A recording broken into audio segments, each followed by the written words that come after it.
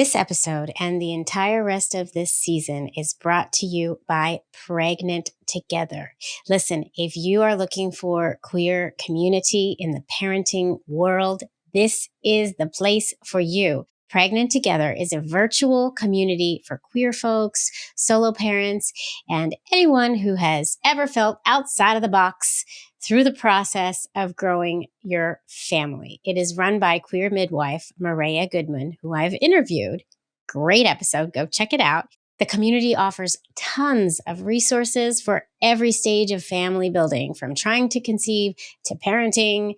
You get monthly live support groups. You get access to advice from a queer healthcare provider. And best of all, you get connection with a community of folks going through the same ups and downs that you are. And listeners of the Queer Family Podcast, y'all, get that first month for free. So you're going to click the link in our show notes to get your free month and get started now. Check out www.pregnanttogether.com. Love is love on the Queer Family Podcast. Love is love.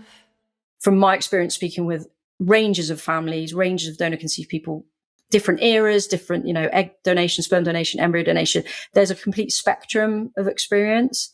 So I would just sort of acknowledge that. So like while I'm talking, I don't speak for everybody that's donor conceived. And I would certainly say if you're the best thing to do is trying to get a range of perspectives. If it's something that's worrying you or you want to learn more about, is just try and listen to lots of different sort of perspectives.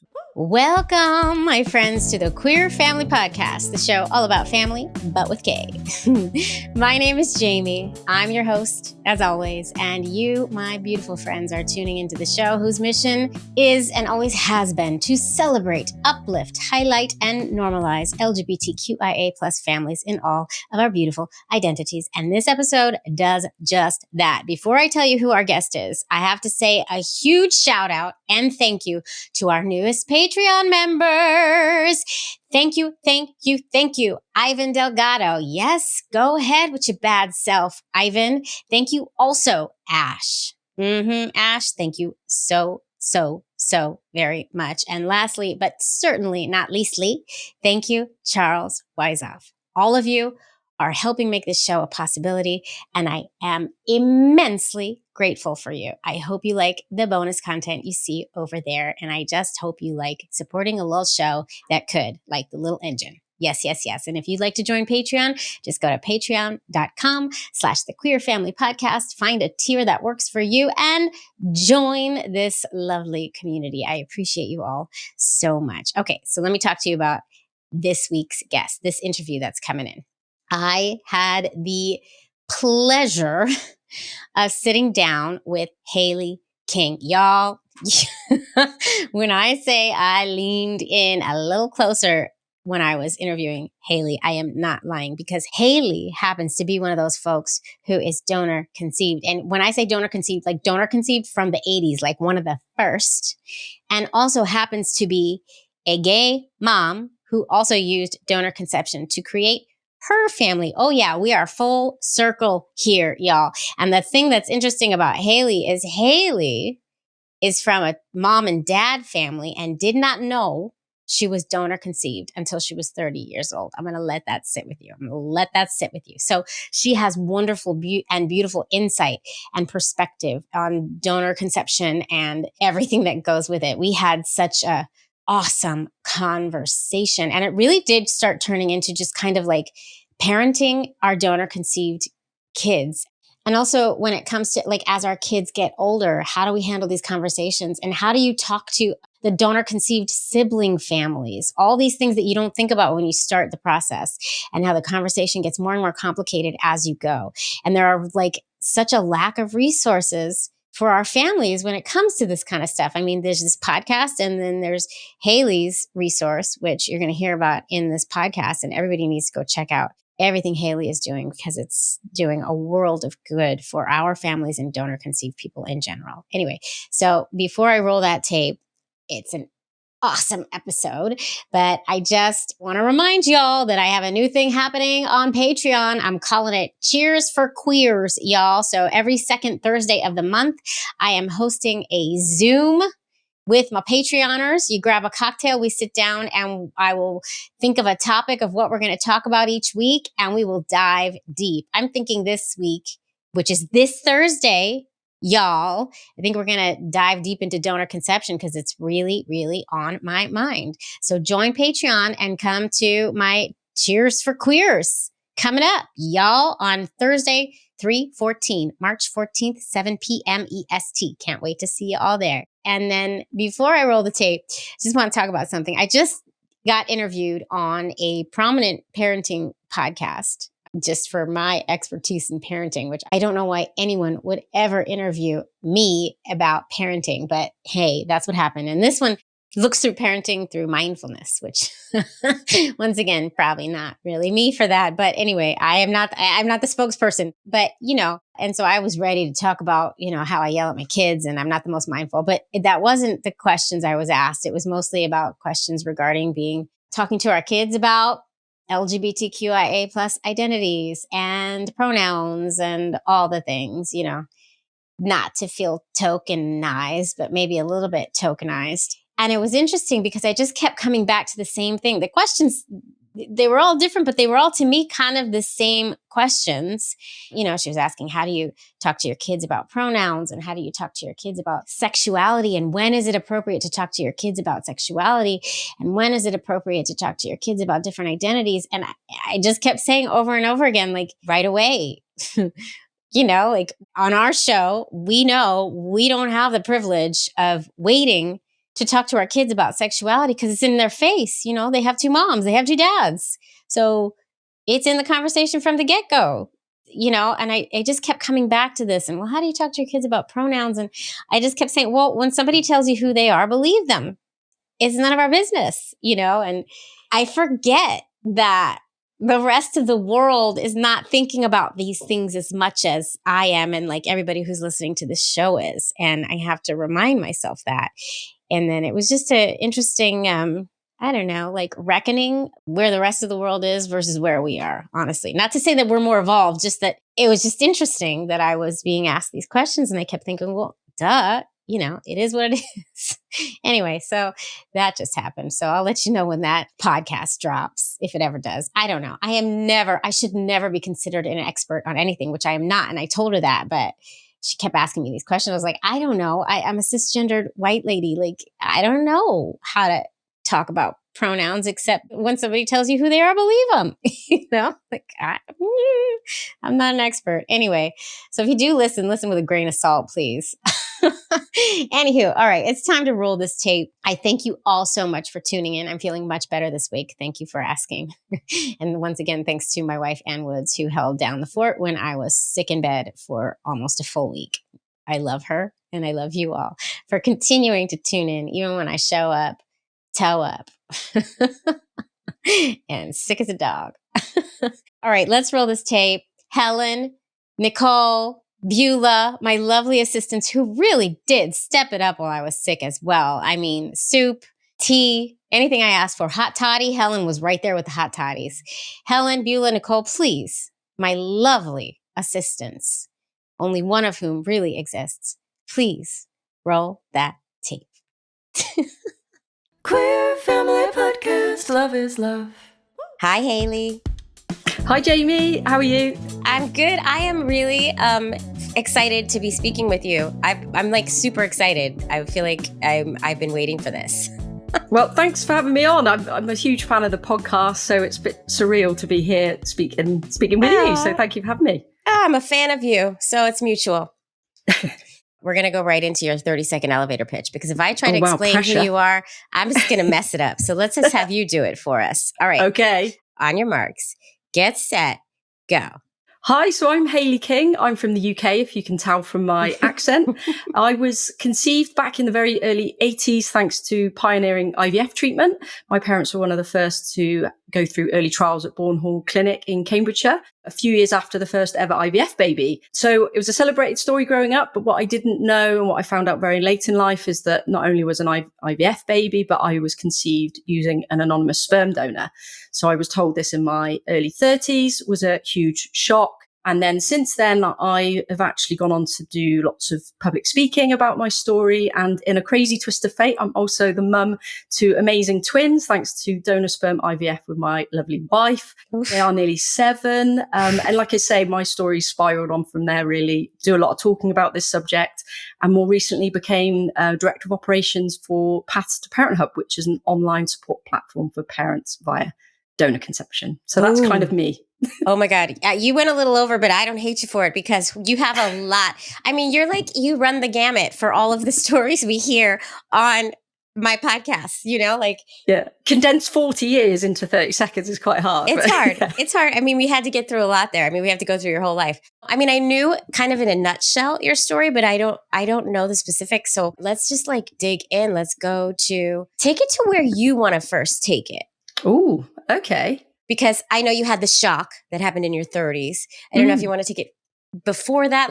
I could take you right back, really. I mean, my story, I had a wonderful childhood, great family, very loving, mum and dad, still very close to them now. Raised an only child. Back in the day, it was called a test tube baby. That's what they used to refer to it as. And it was an unusual story, I suppose. But one of those things you bring up at parties and stuff is I was a very early IVF baby.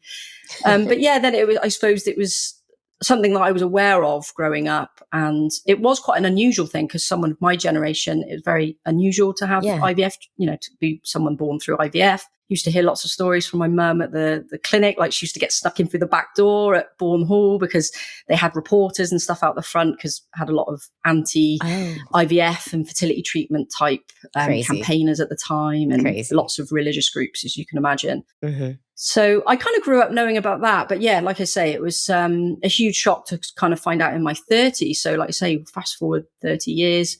And sadly, it came out in a family argument about the truth about my dad.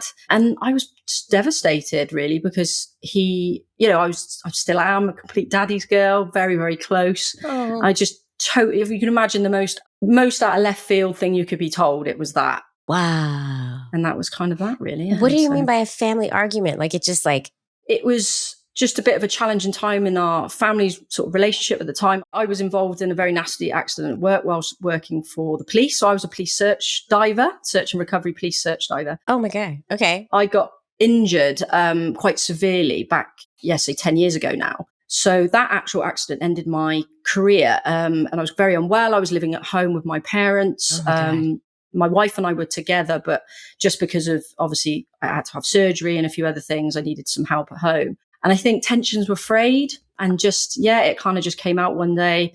And I spoke to my dad about it, and he just told me everything. He just said, this is the story. Back in the 80s, we were told not to tell you, that was best practice from the doctors, if you like. And of course, you could never have foreseen the advancements in technology with commercial DNA testing and everything like that. So that's kind of how it came out. That's tough. That's a lot. And, we talk about on this show all the time how important it is to be open and honest. Yes. And, I know you're a testament to that. Yes. But wow. So they had to use donor sperm because they just couldn't get pregnant with your dad's sperm. Yeah. So my dad was pretty much infertile by their standards back then. So, he did have sperm, but there was just no movement there from what I understand. So, but my mum also had fertility problems. So she'd gone through multiple sort of IUI treatments. So she'd taken the trip up to London and all the rest from where they were living at the time. And none of that worked either. So and they were very fortunate then to get on. So they were running very early IVF treatment, had to pay privately, obviously. And my mum worked for an American firm actually, that gave out health grants, which was unheard of in the UK, back then. Wow. Uh-huh. And she was able to go and have treatment, like I say, with Patrick Steptoe and Robert Edwards, which were these amazing doctors, pioneers that were kind of doing this treatment. It was like a last ditch attempt, I think. And at some point, obviously, then I think they've established that, that there's no point using my dad's sperm. So they used an anonymous donor, but my mum wasn't told anything about the donor other than that he might have been a medical student with similar colouring to my dad. Oh, wow. So there was no choice. There was no No catalogue or they were just we're going to get you pregnant. Hold on. Let me go grab something. And it was just like that. My mum wasn't given really any information. You can imagine, Jaimie, back then it was kind of like my dad wasn't even really involved in the process. It was my mum was the patient. My mum got treated. Wow. And that was kind of it. I mean, my dad was aware, obviously, but yeah, at this point, my parents had been trying for a family for 7 or 8 years at this point. Talk about a severe disconnect, like between these doctors, scientists, and just people. Like, are you kidding me? You just grabbed some sperm and threw it in? Like, what? It's crazy. I know. And I think it would have been quite exploratory back then. I mean, I'd be really interested if anyone's listening, that if there's anyone kind of born early 80s from IVF through donor treatment, I'd love to hear from you, because I've not come across anybody older than me that was born through IVF donor sperm. And I've spoken to a few professional, scientists here in the UK, and they were saying that it was, obviously they had the early IVF, but then a few years later, they introduced donor sperm as part of the procedure.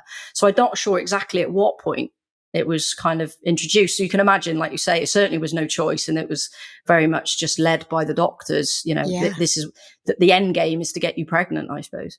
Yeah, they look at it as a scientific formula, and the end goal is the end goal, and whatever you have to do, it doesn't really matter. It's like, it's an experiment, it seems like. Sheesh. Yeah. Oh my God. Okay. So, God, your parents held on to that for 30 years. That had to have taken a toll on them too. I can only imagine. Yeah, I think they kind of buried it as well, though. I think they were kind of told, not to talk about it, go away, forget about it, forget it ever happened. But yeah, I mean, it must have been very challenging to keep. We haven't gotten into your family yet, so I don't know who birthed, but the non-bio parent, there are so many feelings that can come up as a non-bio parent, and your poor dad had nobody to talk to about it, nobody to reach out to.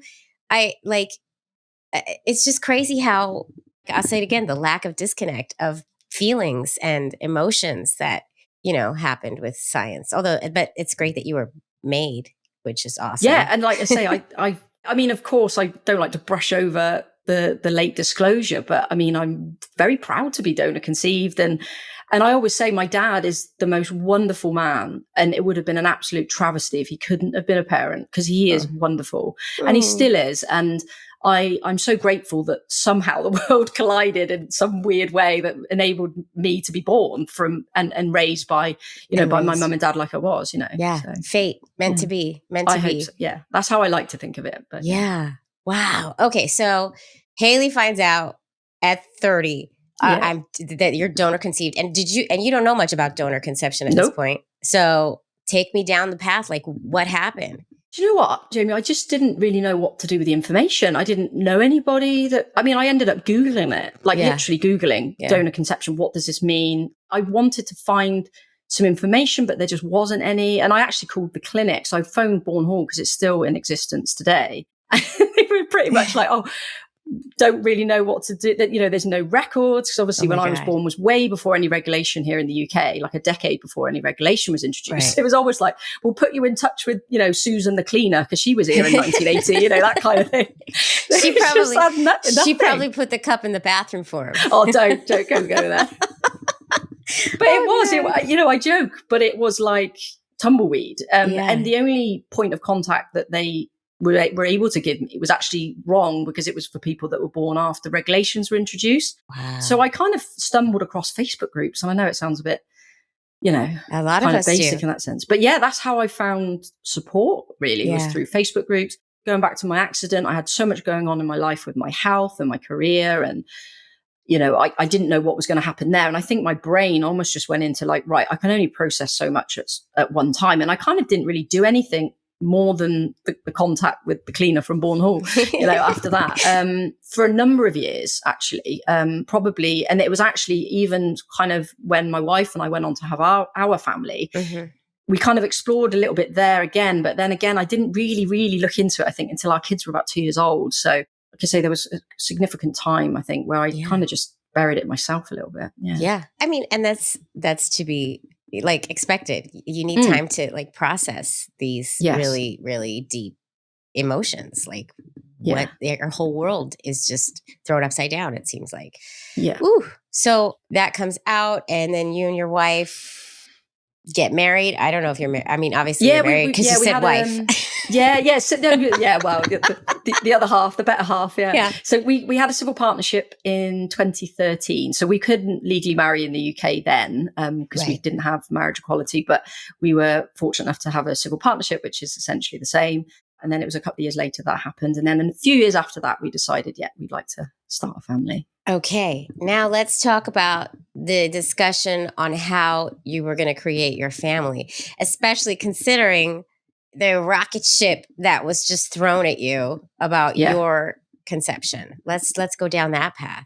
One of the big things that was important to us both, I think, was just making sure that any donor that we decided to use was an open ID at 18 donor, or maybe a known donor, that someone that was known to us, just because I felt, even though I hadn't really explored who kind of my donor, like my genetic father, if you like, was at that point, I did acknowledge that, I was curious about who he was.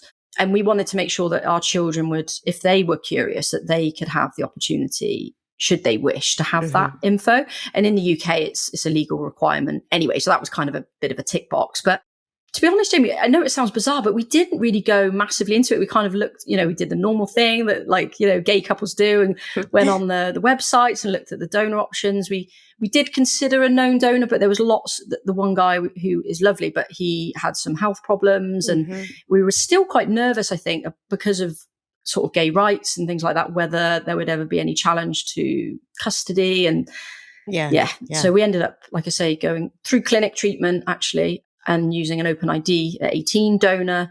And my wife did the hard work. She carried, and we used her eggs. So I'm the non-bio, non-gestational parent as well. You know what it's like to be the non-bio. Yes. Now you really get it with your dad. Like you totally can, you guys can powwow about it. How amazing is that? And he's been my biggest kind of reassurance to me actually on this path. So becoming a parent, actually, like I know, like working with parents now, like I do, a lot of the, the non-genetic or the non-carrying parents do feel a lot of insecurity or feel very threatened by the concept of this other person, the donor. But actually, I think my dad has taught me so much in the sense that I can't honestly imagine having a better childhood, a better father, the most wonderful guy. And we share such a strong bond. So I know firsthand, I've got firsthand experience that I could have that connection with somebody that I didn't share genetics with.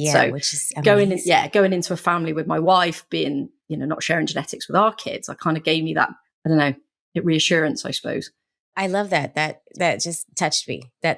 Because I had so many insecurities because I'm bio mom to one and non-bio mom to the other. I was so freaked out over it. And, it's silly. It's not silly. It's a lot of unknowns. No, it's not silly. Yeah, it's a lot of unknowns, isn't it? And I think, not to say that I don't still have those little niggles. I still do. I'm not completely immune to them. I always give the example, my son, when he was about 2, really clingy to my wife. And I was like, is it because we don't share is it because I didn't, didn't carry the pregnancy? But, it happens. It's those little, they nick at you. That's a good way of saying it. They get you every once in a while. It's like, and they're quick and they come and they go. But it is something that is definitely worth discussing and bringing up more than it is. Because I think that donor conception in the UK versus over here in the States is different. I think they're more stringent over there. And I think the US has a ways to go kind of with stringency, for lack of a better word. Yeah. Can you talk about just the donor choosing process? I know you said that everybody is open ID, which is how it is here now, finally. For us, we can look at pictures and it's a catalog. And did you go through the government or did you go through, walk me down the path? I mean, in the UK, you've got lots of options still, but it is very regulated, which I would say, obviously, the US kind of, that there isn't many regulations in the US, and it does vary between states, and there's still a lot of control, I think, from, if we're talking about sperm donors, from the sperm banks and the fertility industry. But in the UK, we have a regulatory body, the HFEA, which controls things. And there's even if donors are imported from abroad, for example, they have to meet very strict sort of standards. But they still have very similar processes, I suppose, that you would get if you went to an American sperm bank. So you still get your profiles. The only thing in the UK, they can be, depending on where the donor's from. So if you're using a donor from, we call them internal, local donors, so donors that have been sourced from the UK. That it's very unusual for you to get things like baby photographs, for example, and that's more to do with our anonymity laws. We have obviously anonymity removed at 18 now, but there's almost strict rules in reverse at the moment, in the sense that donors can't be identified pre-18 through anyone that works at a clinic or anything like that. It's actually, say, for example, a clinic staff member or anyone connected to the clinic or HFEA licensed clinic was to facilitate contact or identity of a donor to a recipient, they could actually get in trouble with the law. It's very strict here. Right. So there's certain things like baby photos and things like that you wouldn't necessarily get. Essentially, though, you if you're going and using an imported donor, you will get access to more information from like a profile and things. Yeah. And then donor siblings, like how many families? I guess it varies from place to place, right? Same. Yeah. So again, it's forever changing, Jaimie, honestly. Like if I was to speak to you in a year's time, it might change again. But essentially in the UK, we have what's called a 10 family limit. So donors that are used within the UK are restricted to 10 families, not including their own. However, and I say this with a big however, because I think sometimes that's used as a bit of a red herring, because parents sometimes misinterpret that as that's 10 families 10 full kids, stop, right? Yeah, point blank. But it's not. So for example, if you use a donor so in the UK, for example, there's certain sperm banks that a lot of clinics will partner with. So they'll use donor sperm from the US and bring it into the UK. Well, it will be 10 families for the UK, but as we know, the US don't really have any strict limits. It could be 25 in the US. And that donor can go to a different bank. Well, in the UK, they can't. So a UK donor, we have, they're on about having more of an information sharing system to make sure donors aren't donating to different clinics in the UK. But yeah, essentially, there is no international database of donors. So to track them is still, pretty much impossible really to make sure they're not donating to other clinics or privately or through Facebook groups. So and they're still problems that the UK faces. These are the things though, like these the things we weigh when we're going to make our queer family, right? Okay. So with the anonymous donor, we have all of these things that we've just laid out, the amount of children that can be born, the donors can go here, they can go there, all these things, right? And then like you said earlier, with the known donor, we have all the legality and all the stuff that we have to think about with that, so every single choice we make comes with cons. You got your pros and you got a lot of cons with every single 100%. Choice you make, and you have to weigh everything. And that's why everybody's decisions are so different. And that's why we get so creative with our families, right? Yeah. I'm preaching to the choir. First of all, the whole world needs to do better by LGBTQIA+ folks and include us at the table when we're talking about fertility and we're talking about family and all of these things. And then there needs to be some stringency when it comes to these donors and these banks that are making a lot of money. And they're making a lot of money. I think, and that's it. I think you hit the nail on the head really with what I feel very passionate about is parents, whether they're LGBTQ or not, but if they're needing to use a donor, having the information to make informed choices.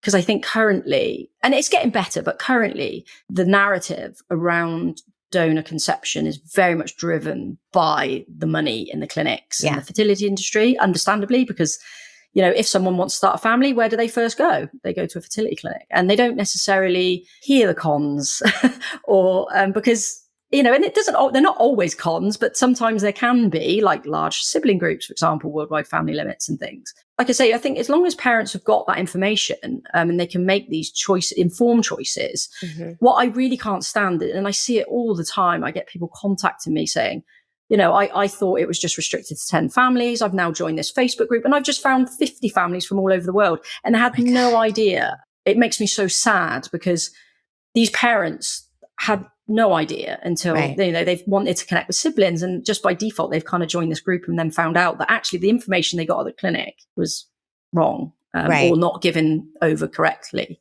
fully explained. Well, Freya, who I've interviewed. Yes, Freya, Freya talked in her last interview with me about how, like, she had her whole life, her moms gave her this whole story about the donor being a musician and like all this, and come to find out, because she met him, none of that was true. Not a single part of it, so we really do just go on hope here that And that is scary, but also we have our beautiful families and we wouldn't change a thing. And also, holy shit, it's kind of scary. Definitely. Yeah. And like, it's always like the cliche, isn't it? You don't know what you don't know. It's Right. like you don't. And sometimes these things don't, like I've spoken to parents that, and even my wife and I actually, and it sounds so bizarre because I'm donor conceived. So people think like I would have known everything, but I really didn't, still don't. People will say like, about siblings. And I didn't really think about my kids having siblings in other families that much actually. And it was only when they were little and kind of going through my own journey as well. And then kind of thinking, oh yeah, actually. And I think that is another thing. Sometimes unless parents are kind of introduced to these concepts, right, it's so abstract, isn't it? I think until our kids are born, even like, how are you going to talk to your children and all these kinds of things? Because you're going through the process. You haven't even got your little babies yet. You're not a parent yet. Like you don't understand what parenthood is until you have that kid and you have your first night with like, it's like my moment it was New Year's. Our daughter had just been born. It's New Year's Eve. And we were sitting on the couch holding the baby at midnight with a glass of champagne that we were too tired to drink. And I looked, I looked to Anne and I was like, oh, this is what parenting is. This is it. Oh, and it's like home, like you like drop into reality. Oh, okay, here we go. Right. But you have these like magic colored glasses on when you're going to make your family and you can't see that stuff. And to your point with the whole, you don't know till you know with the siblings, right? I didn't even think about the siblings. I didn't think about the siblings at all. I wasn't worried about the siblings. I also naively was like, oh, please, our kid's going to have two moms. Like, who doesn't want that? Like, they're not going to miss not having a dad. Who cares? I was so naive and silly, but I was, because I'm basing it on my own experience and how I was just really close to my mom and my dad and I weren't as close. And I was like, yeah, they're going to be like me. Not at all. Yeah. Then they start asking about dad and I'm like, gosh, oh boy, here we go, Yeah. So you can't predict these things, but our situations are complicated and they call for ongoing conversations, ongoing honesty and ongoing fears that we're doing it wrong. Yeah, basically. Nailed it. Right? Like every time I bring up the donor, which I do the thing. I think I commented on one of your posts recently that you had this beautiful post about sharing information, age appropriate. And I don't remember what it was, but I commented like, yes, drop those seeds because that's what I do. I drop the information seeds. And when they're old enough to take it in, they pick it up, and then that's a part of their story. But every single time I'm dropping a seed, the fear and the worry behind every single, share is there. Like, oh God, am I doing this right? Am I doing this wrong? Did I share too much? How much is too much? Oh shit, I scared them. You know what I mean? Like, I don't know. Yeah, and I think like going back to the poster, right? What the kind of the idea behind it was, I get a lot of people almost go like the other way and they're panicking, they're not doing enough. So they're like, so you have the camp of the parents that's what it is, are petrified to talk at all. They don't know what to do. They don't know how to start. Then you have the camp of the parents that are like almost to the point that, I'm not talking about the donor enough. My child's not interested. I'm bringing the donor up and they'd rather run off and play with their friends and they're not interested. I'm worried that my child's worrying about it because they're not talking to me about it. And the idea behind it, I think, is sometimes we say talk early and often, but we don't have to talk early and often all of the time. Right. It's kind of judging those moments to, like you say, drop the seeds. And I think eventually our kids do pick up on it. But it's really scary to do, but it's kind of frustrating because our kids couldn't care less, I think, sometimes. Not at all. Because with these situations, first you drop the seed about the donor and they kind of take it in when they're finally if you feel like, okay, we got that going. We got that conversation going. That's an ongoing thing in the house. And then it's like, oh God, the donor siblings, I have to drop that. Oh God, right? Like they can't be shocked by that.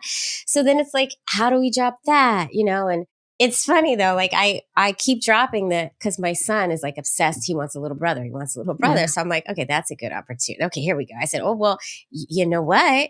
you might have a little Mm. donor sibling brother. He's like, no, I don't want that. I'm like, oh, okay. I dropped the seed. There it is. But that's perfect though. Yeah. And I was like, when I speak, I do a lot of work in the UK with a lady called Dr. Abby Perlman, who is a child psychologist here, who's done a lot of work with donor conception families. And she says a lot of the time it is just, like I say, introducing it really slowly, but introducing the concept. Mm-hmm. So just the concept, because a lot of parents are like, maybe have joined Facebook groups even, or aware of siblings, and like, how do I talk to my children about this? Yeah. And sometimes you don't have to introduce especially if you've got young children. I mean, yours are quite young, a bit older than mine, Jaimie, but they're still young kids. So you don't have to just chuck everything at them. Like you can just introduce concepts. So just the concept, like you did with your son, that you might have a sibling out there. So you're just kind of giving this little bit of info and just letting their little minds process it. And then you'll probably have a question thrown back at you, at some point. Like if out of the blue, random question, right? And I'll be like, oh, and then it's like, okay, then caught me off guard. Here we go. It's complicated, but also kind of, that's the beauty and the nuance of our donor conceived families. I was going to say queer families, but you are a member of a donor conceived family that is not queer. And one that is queer. So I'm trying to be inclusive here. Yeah, that's it. Yeah, no, definitely. Is there anything you would want to add regarding donor conception from your unique and very valuable point of view? I would say that no one donor conceived person will feel the same. I think there are some themes potentially, but I think you hear a lot of strong voices online in different communities. And I would always try to bring people back to the perspective that, from my experience speaking with ranges of families, ranges of donor conceived people, different eras, different, egg donation, sperm donation, embryo donation, there's a complete spectrum of experience. So I would just sort of acknowledge that. So like while I'm talking, I don't speak for everybody that's donor conceived. And I would certainly say if you're like, the best thing to do is trying to get a range of perspectives. If it's something that's worrying you or you want to learn more about, is just try and listen to lots of different sort of perspectives would be my advice. That's why I always lean in a little closer when I talk to somebody who's donor conceived. I do have to say that most of the folks I've talked to who are donor conceived and who are adults now were raised by LGBTQIA parents and were told from the start. And all of them seem very well adjusted to it. And nobody I talked to had any issues except now you're my first one I've spoken with that had like that shocking information moment that so many donor conceived people have. I have noticed in online communities there are some really hurt donor conceived people out there who feel betrayed and who are really angry about donor conception and have come at me a couple times because I push it so much on my show. And you're right, it's really important to get all the perspectives because we all need it for whatever reasons we need it. And nobody should be denied something so special, because somebody handled it wrong. Yeah. And that's it. And I think like going back to kind of my generation, and it's just taking the learning points from it, isn't it? And making sure, like I say, there's lots of things that my parents did incredible as parents, but there's lots of things like not just donor conception, but you look back, don't you? You think actually maybe we might do that differently in our family with our kids. And so it's looking at what's gone on in the past, isn't it? And I suppose that's why when I say like, the voices online can be really uncomfortable sometimes. Yeah. They're uncomfortable for me listening to them because, and I don't really agree with some of the point of view, but I suppose I always do try to hold space a little bit because I actually ultimately don't know how my kids are going to feel. So whilst I feel how I do, my kids might have a totally, raised by two mums, totally different family, all this kind of stuff. And they may feel very differently as well. So it's just, like I say, but it's just trying to kind of, it's really it's challenging to do though. It's challenging, especially in the online space. And also, we turn into mama bears. We're protecting our family and we're protecting what we've worked so hard to create, but it is very important to hold space. And I'm going to hold on to that, every time I see a comment that I don't necessarily agree with, I can hold space because we are all entitled to our feelings and our truths. And that is very true. And now I have a question for you because I have kind of an interesting thing that has happened within the past year regarding our donor. Oh, right. Yeah. And I wanted to ask you about donor siblings. Actually, can we ask that first? Have you looked into your donor at all? Have you looked into siblings? I DNA tested myself at the end of 2019. Cut a very long story short, through genealogy and census records and things, I was able to locate so my parents' donor, so my genetic father, if you like, call him different things, but his name's Jonathan. He's actually a gay guy, which is amazing. Yeah, so go ahead, Jonathan. He's a lovely man. Medical student, so he's a doctor. He's retired now, but was a doctor, so that bit was right. So I found him. He's been very welcoming, very nice man.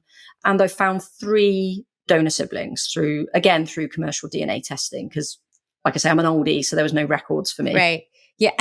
Yeah. So I was able to do that. And we've also connected with our children's donor siblings. So we've been in contact with their families since they were about 2 years old, a number of their families. But yeah, we've not made any efforts to kind of locate their donor, or, the donor that we've used pre-18, just because of the agreement that we've kind of made, I suppose, at this point. But you're honoring that's a forever. Yeah. I mean, as our kids get older, I mean, they're only young at the moment. I think that is forever evolving, that kind of topic as well. So who knows what's going to happen in a few years, but that's kind of where we're at the moment. Yeah. Anonymity is hard nowadays. That's for sure. Well, that's it. If you really, and this is what I would say is, we're getting, even just with like DNA testing alone, which is so powerful, and the kits are so cheap. Everybody's doing them now.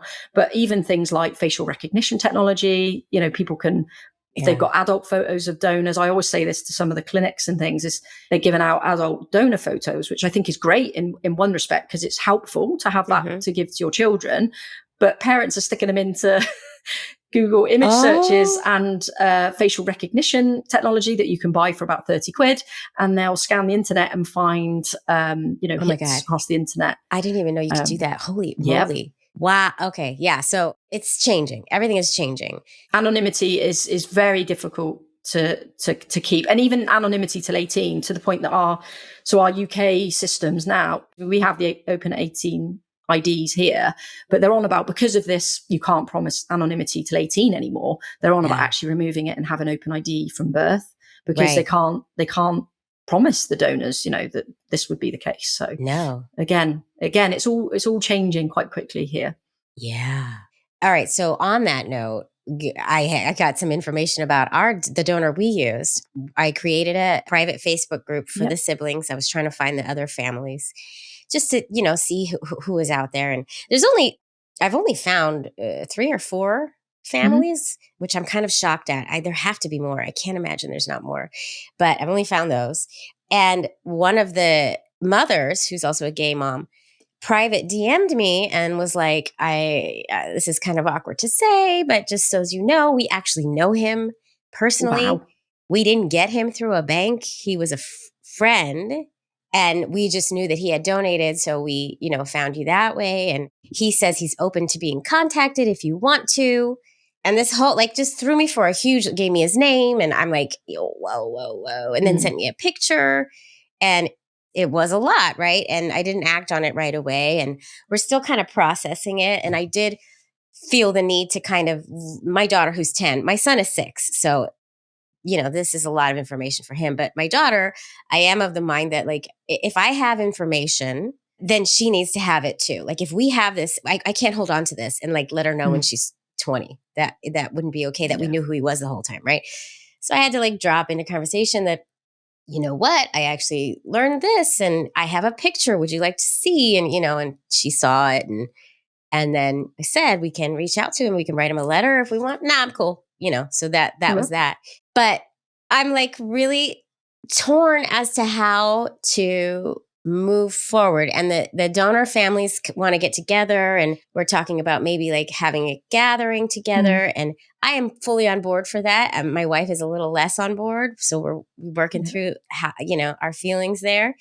But in regards to contacting this donor, who I know is in contact with at least 2 of the families that we are, sharing this sibling space with. So I don't even know what my question to you is. It's just it's complicated.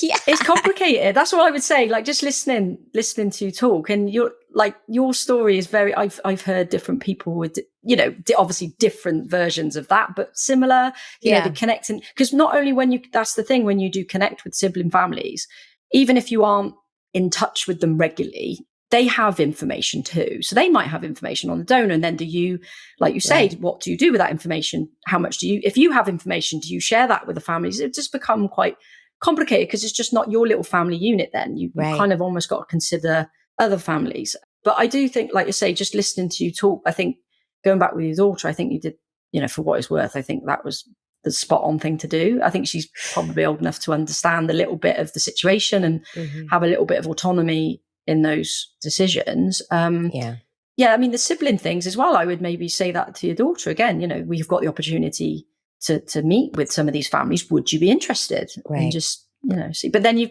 I suppose the issue you might have at some point is you've got your daughter and then your son, and they might, and again, with my kids, my wife and I have spoke about this. We've got a son and a daughter, twins, and I can definitely see one of them being very, very curious and the other not. Right. And it's like, how do you manage that? Exactly. Yeah. It's so funny. Like my daughter is not interested in meeting them because they're mostly boys. It seems like everyone we found is a boy.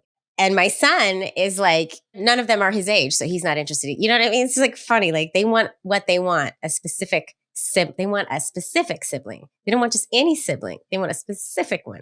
It's so funny. Another mom DM'd me recently with the same information. I was like, interesting. Have you talked to this mom? Because she has a similar story. And you can imagine, though, this is why I think sometimes when going back to talking about family limits and things, can you imagine doing that on a scale with times 10? No. And this is why I think, it becomes very complicated. And this is what I always try to sort of explain when I speak to any, people of influence, if you like, at clinics and banks. These are the lived experiences of families that are kind of having to navigate these discussions. Yeah. If you're creating large numbers of families from one donor and then people are being thrown into these situations, it just becomes really overly complicated than it needs to. It's just hard. And that's why, again, like do a lot of work with parents, and through the platform that I work for, we actually in the process of creating actually a number of resources for parents when it comes to managing donor sibling connections, because there just isn't anything out there. There's nothing. You're flying by the seat of your pants, literally. Literally. Yeah. And we get people coming through the platform asking us for like help, really. Like we want information. How do we navigate these chats with other parents? How do we talk to our kids? When and this is just siblings. This isn't, the donor chat or anything like that. But there just isn't the help out there, sadly. No, there's not even like, I lean very heavily on children's books about all things our families. I lean so heavily. There aren't even books about the donor sibling connection, except that one, I've Got Dibs. There's that book. I don't like that book because it's so heteronormative. It bugs me. And I think they talk about Jesus in it too or something. And it's not for do me. They? I don't think I've got that one. Yeah, I know what you mean. But there isn't that many books. Like you say, in terms of specific books for siblings, there isn't many. Some touch on it. But again, it's like even just having the wording and the terminology to bring in the concept is hard, isn't it? Because like you say, we rely on the storybooks quite a lot. And they're brilliant. And there's been lots of studies done into the efficacy of reading children's storybooks when it comes to donor conception and the benefits it can bring to the family.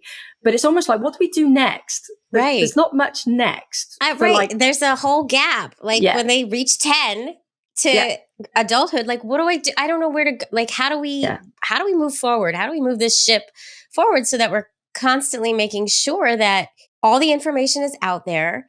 I mean, I guess we do what we're doing, right? We're just open and honest and we continue to drop these seeds. It's just, there needs to be more. There should be resources. So that's really cool that you are creating that or have that. That's awesome. So we'll share that for sure. I'm in the process of doing all the recording and all the resources. We've got quite a bit of it done already. I mentioned Dr. Avi earlier. She's been sort of my co-pilot with it all through Paths to the Parenthood. But as soon as it's ready, Jaimie, maybe I'll send you you can have it and have a nose, see what you think. But oh my God, the idea being is just we can direct people somewhere and just give people a bit of confidence in what they're doing. Because I think we're probably doing all right, most of us, and like just need a little bit of confidence building that we're actually what we're doing is okay, and maybe some pointers. And it's also just like the normalization, right? Seeing it mirrored back to you, seeing other folks going through it, seeing, like the reason that this podcast is important, the reason that your account is important, it's the normalization. The more we see it, the more normal it becomes and the less scary it is for even those involved in it, right? Yeah, so definitely. It is. It's really important. And on a funny note, you know what I found out about my donor? I keep getting new info. He's gay too. Oh, there we go. The gays are taking over the world. Go ahead with your bad self. I love it. So That's amazing. good. That's a good thing. I'd say that's a good thing. So that's brilliant, though. Yeah, I know. I love it. Oh my God. This has been so great. And you really are just an amazing resource for anybody out there. You have to tell everybody where they can find you, because you are very active in the donor conceived community and you're doing great things and you're such a change maker and you're a badass. And I really appreciate that you're out there and that I know you.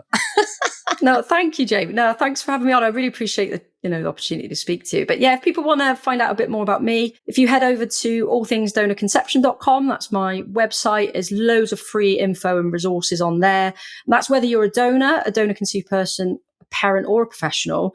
That was my sort of latest baby, was creating this website that people could go to and, like I say, get free resources, but also get signposted to more support if they felt they needed it. If you're an Instagram person, I'm on Instagram. Not the easiest handle. Didn't think about this when I set it up, but it's DCP Journey to RP, which essentially is donor conceived person's journey to a recipient parent, which is a complete mouthful. So yeah, I'm on there too. And like I said, I've mentioned a couple of times the support platform that I work for, which is an amazing platform, which is founded by a lady called Becky Kearns, who's a mum through egg donation, but we've sort of joined forces the last year or so just to kind of bring the straights and the gays together for the platform. And that's Paths to Parent Hub. So pathstoparenthub.com, and it's Paths to Parent Hub on Instagram, where, like I say, if you want a little bit more support, we've got a community membership and lots of resources. It's a great page. You're doing a great job. You really are. Thank you. And I really appreciate you kind of trying to meld the two communities, because there is a huge disconnect here between our communities, and we just don't give space for the other, it feels like sometimes. So it's a big job you got there, and I'm proud. I'm happy you're doing it. Trying. Yeah, it is hard sometimes because we're all human, aren't we? So we all got similar kind of worries and things, but then very unique challenges as well, depending on our families and things like that. And it's just making sure that everybody gets heard a little bit and what their struggles are, and then making sure, like you say, if you can see it, you can be it, isn't it? That's one of the therapists that we work very closely with. That's like her favorite, phrase. And it's so true, isn't it? It's like, so that's what we try to sort of stick to. Yeah. One thing that last thing, and then I can let you go. But one thing that I think about like a lot, and I say it a lot, and I said this recently to a straight woman who used donor conception she was a single mom by choice. And she seemed to take offense to it. And I had to think a little deeper and think about it. But we're all saying things that, we think and we believe and whatever, right? But I talk about a lot how in the queer community, when we get to the point of starting to make this family through donor conception or adoption or whatever it is, it's kind of an exciting time for us. There's no mourning process. If anything, we mourned when we realized that we were gay and we were going to have to do it a different way, way back in the day, right? Whereas in the non-queer community, a lot of time they're mourning at the same time that they're starting this fertility process. And I do think that there is truth to this, and I think that in many instances now you can correct me, but in a lot of instances in the non-queer community, especially if we take it back years, there's the shame there. There's that shame aspect of having to go this route, whereas we don't have that shame because we knew it already. And then that kind of speaks to the amount of information that is shared or not shared with the children in some instances. And I have to be careful who I say that to, I'm realizing, because I think she took offense. I think you've got quite a good point there, Jaimie. I mean, I think we talk quite a lot on the platform around genetic loss, and I've sort of had discussions, like Becky will say it as well, who I work with. I didn't feel the genetic loss in this. I mean, there is elements of it in this, but it's a loss in a different way. It's a loss that my wife and I couldn't have a family together with both our genetics. The loss is there. The loss was, like you say, that we had to go to a fertility clinic necessarily. We couldn't just do it at home the natural way or whatever. That's baby the dance. Loss. Yeah, exactly. Do the baby dance and have a baby. So the losses are different. But then, I mean, I often say when I realized I was gay, in my teenage years, it was kind of an acceptance. I wasn't going to have a family. There was no, I could use donor conception. I just didn't. It was just kind of drew a line under it back in the 90s. That was. I didn't know any gay people that had children. It was kind of totally different era. No kind of equal rights whatsoever. So actually, going down the path of having a family with my wife was like, wow, actually we can do this and we have the opportunity, and it was really exciting. Yeah. So I think there is, whereas, like going back to my parents, in a straight relationship, certainly back decades ago, the shame was there. And I still think, yes, the shame, sadly, is still there even for our modern day cis families, because it's not the usual route or the route that was imagined that they would go on. Not in every instance, but in many instances, you know, with like, if I wasn't gay, I would have just been like one of those people that just ticks all the box, like, oh, and then I did this. I got married and I had a man and I did the thing. Like, I would just be ticking off the boxes. I would never have to reckon with the fact that I am going outside of the norm. My queerness has forced me to go outside that box and like realize, oh, right. Like, there's so many other nuanced experiences. But if you haven't had to go there yet, it's a big hit. It can be a big doozy, one that folks are probably very much not prepared to handle, especially when you're about to become a parent and your whole life is going to be sucked from you. Yeah, literally. And finances and all the rest that goes with it as well, isn't it? It's like, totally agree. I agree. It is very, like I say, there's lots of similarities, but there are some real unique differences as well. Yeah. And we've certainly had those conversations, like and it's how best to support people when they're on, we're all essentially going to be parents and parenting, but kind of got there in different ways with different expectations and experiences. So I say that the non-queers could learn a lot from us when it comes to baby making, because, you know, there's always a trial involved. There's always some challenge involved with our baby making. These conversations need to happen, and I'm glad you're facilitating them. I'm doing my best anyway. No, I know. It's great. And I will be checking in all the time to your pages and seeing what's going on. And I just appreciate you. I really do. No, thank you. Thank you for, like you say, and for what you do as well. You're bringing some great conversations out into the world. And it's like you say, it's just hoping that people can, like you say, they see themselves or they hear themselves and think, actually, I can do that too. And that's what it's all about, isn't it? And we're just still winging it, I think, as parents. I'm not quite sure I still know what I'm doing on that front, but we might get there one day. Definitely don't know what I'm doing. I am such a mess as a parent. But, you know, we take one day at a time, one foot in front of the other. And if I got through the day without yelling, I freaking won.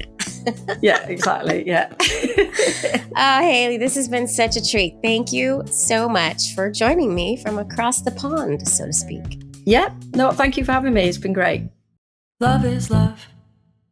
Whew. Well, folks, I hope you enjoyed that episode as much as I enjoyed it. And if you did enjoy it, feel free to listen to another or watch another. I have so many episodes for your listening or viewing pleasure. Just go pick one and enjoy. There's a lot. There really is. And also, if you really do like this show, please, I know I say it all the time, but please do consider supporting the show on Patreon. You're just going to go to patreon.com/thequeerfamilypodcast. You're going to pick a tier, you're going to join, and you're going to get that bonus content. And you're also going to get my love and adoration for the rest of my life. I love you all. Thanks for tuning in. Keep on tuning in, and I'll see you next time. Mwah.